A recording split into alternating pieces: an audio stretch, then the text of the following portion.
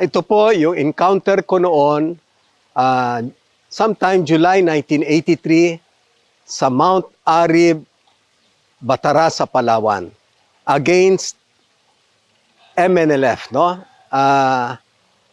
Meron silang ongoing plenum at that time, pero nasabay din sa Ramadan nila. Yung team ko galing ng Quezon, Palawan. So, ang layo, we had to be transported from Quezon, Palawan to Rio Tuba Nickel, yung kumpanya doon. Tapos kung saan naman, nagpanggap ako na naglakad na ako na madaling araw, nagpanggap ako na bagong training ng Dampiras na MNLF. So, dahil kami, ako, produkto ko ng Scout Ranger orientation course ng kadete ko. Oriented ako sa operations na small unit, 7-man team. Yung aking battalion commander, si Major Filimon Gasmin, objected na sabi niya, Ariel, hindi ka pwedeng lumakad, napipito lang kayo.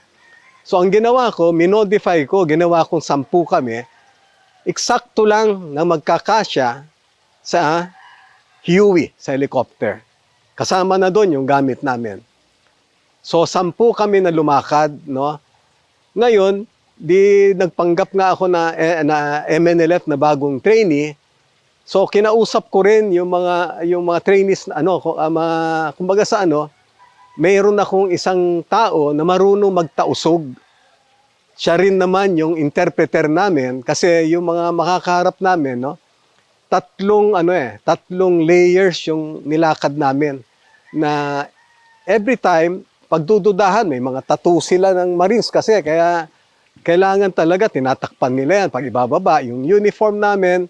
Nakalagay yan sa mga pack namin na wala ring AFP yung pack. So lakad na kami. Ngayon nung mga 1 linggo na kami na naglalakad na ganyan. Tapos pangatlo na yung guide namin. Nagulat kami kasi meron na kami naririnig na nagsasalita sila. Hindi naman ang pinag-uusapan nila paano magbaklas ng baril, paano So sabi ko, mukhang mukhang totoo talaga na mga rebelde, no, MNLF. So ang ginawa namin nung nakita nung guide namin na nagbababa kami ng gamit at pinagdudahan na niya, alam mo ginawa niya, lumundag siya sa bangin. Ewan ko kung anong nangyari na. And then, nagsuot na kami ng uniforme namin.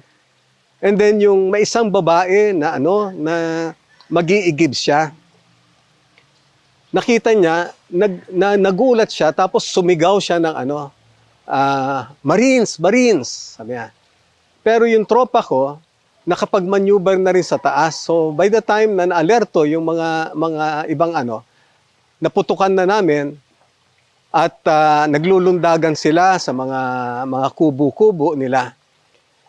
After nung operations, we accounted for 4 MNLF commanders, 3 sub-commanders, no? Yung isa ron na sub-commander, later on, na-recover namin yung field jacket niya na may tama.